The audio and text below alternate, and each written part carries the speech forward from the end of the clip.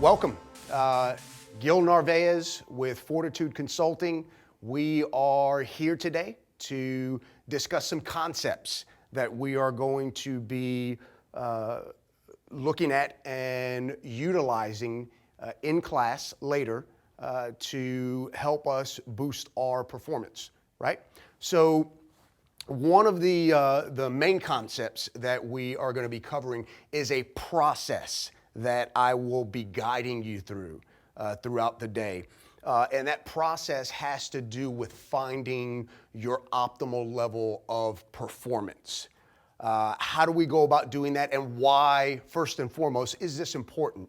Typically, when we survey folks at the beginning of class, one of the things that is a reoccurring theme is we get this idea that they are there to get more comfortable with marksmanship, more comfortable with physically carrying a firearm, more comfortable with the technique, or just more comfortable with the idea of carrying a firearm in a personal protection situation. And what I tell everyone is that concept or that idea of comfort or being more comfortable is good, but it is not the end of the road, if you will. That is not our destination. That is simply an element of this process that we need to go to. Being comfortable is important, but again, it is not the end of the process. It is merely one step in this journey, in this process that we're going to go through. What is the first step in the journey? The first step in the journey is getting you to be consistent. What do I mean by getting you to be consistent? Getting you to be consistent in your practice, getting you to be consistent in your technique, getting you to be consistent in every element of what we're doing today and beyond is going to lead you to being more comfortable. It will naturally lead you to being more comfortable. Once you get to a point where you are consistent in your practice, you are consistent in the processes that you are using to map out and actually practice your plan of action for personal protection, you will naturally get more comfortable with it. Once you get more comfortable with it, the expectation is that we find a level of competence, okay? Getting consistent in your practice, then getting comfortable is going to lead to a level of competence. Once you achieve that level of competence, that is where we find our end goal. And that is a level of confidence. And that is going to be the path that I want to set you on, is going through what I call the 4 C's. Finding a level of consistency in your practice, getting more comfortable in everything that we are doing, finding a level of competence, which is going to lead to that level of confidence. That's going to lead to you coming up on an obstacle, coming up on an objective, if you will, and knowing that you have the skill set that you've built through this process to actually deal with and handle that objective or that obstacle that you've come across. Now, what does all of this lead to? I alluded earlier to the fact that the entire point of going through this process is to find our optimal performance, right?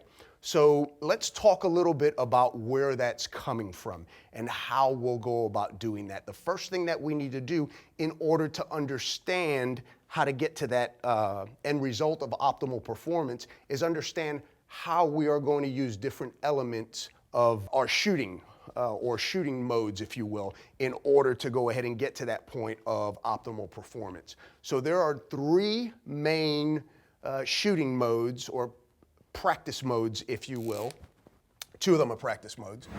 These are the 2 main practice modes that we're going to be utilizing: speed mode and accuracy mode. Eventually, what we're going to end up with is we're going to go into OP mode, or what I call optimal performance mode. Now let's talk about the first 2 really quickly. Speed mode is merely a practice mode where we are suspending the judgment of accuracy. We're not throwing the baby out with the bathwater. We're not saying that it's okay not to hit our intended target at all. For example, if we are mainly working the A zone on a USPSA target, the center box, if you will, we may go ahead and say that anything on the silhouette in speed mode and speed mode training is okay as long as we are making significant speed gains, okay? So what is accuracy mode? Accuracy mode is the exact opposite of that. It is suspending the judgment of speed in order to attain the highest level of precision possible. So we are being as accurate as we possibly can, and we are suspending the judgment of speed in that case. Now again, I go back to, we're not throwing the baby out with the bathwater. It's not okay to take 30 minutes to shoot a 5-round group at 10 yards, if you will. But we're not gonna sit there and hammer away at the trigger as if speed is really a concern for us in accuracy mode. Now, once we get these two trained up and we've got them dialed in, we bring both of those back into what I call optimal performance mode. Steve Anderson refers to this as match mode. Optimal performance mode just resonates a little bit better for me, in my opinion, from a personal protection standpoint, because not everyone's shooting matches, right? But everyone can understand what optimal performance mode is. That's you trying to attain your optimal level of performance. When it comes to optimal performance mode, there are a few different elements that we need to keep in mind. And this is what I call the optimal performance triangle. With the optimal performance triangle, there are 3 distinct elements that we need to keep in mind. There's the mental element, the physical element, and the emotional element. The physical element is the one that pretty much everyone I've ever encountered, that's the one they typically focus on. That is the physical techniques, if you will, and the physical actions of actually shooting the handgun or shooting a carbine or any type of firearm, right? Practicing that physical skill is where a lot of shooters invest a good majority of their time. However, in looking at these 3 elements of the optimal performance triangle, one that is super, super important is the emotional element. Why? What is tied into the emotional element that is typically going to hold us back when it comes to reaching that next level of performance? We alluded to it already. Ego.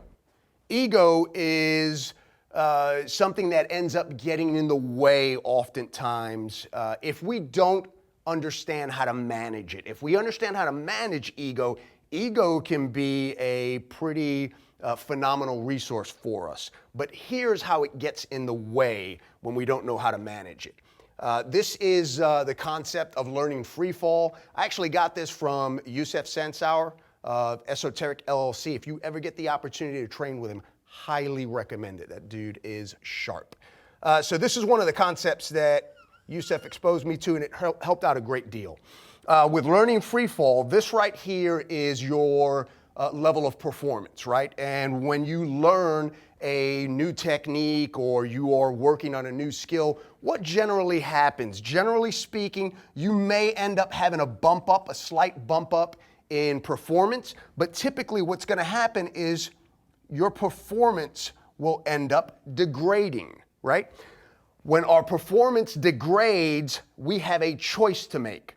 We can either go right back to what we are comfortable with. Remember that term, comfortable? We can go right back to what we're comfortable with, and we end up with what? We end up with the exact same level of performance.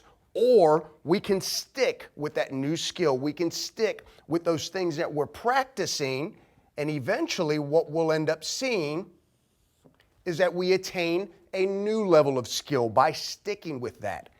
Where does ego come into play? Right here.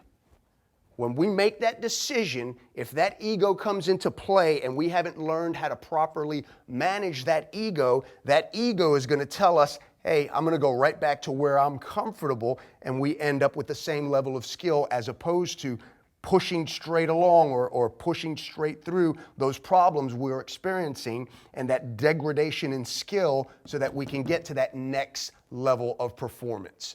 And that's why the emotional element of all of this is very, very important. One thing that I tell all of the clients that work with me is that the comfort zone and being comfortable is where your skills go to die. Do not sit in the comfort zone, okay? Those are the majority of the concepts that we are actually going to be touching on as we go through our curriculum in class. For those of you who aren't attending the class, if you got something out of this, man, please go ahead and let me know that you were able to utilize this. Those of you who are coming out to class, look forward to having you out. Look forward to working this process and actually walking you through getting to your optimal performance level. Other than that, signing out. Appreciate everybody's time.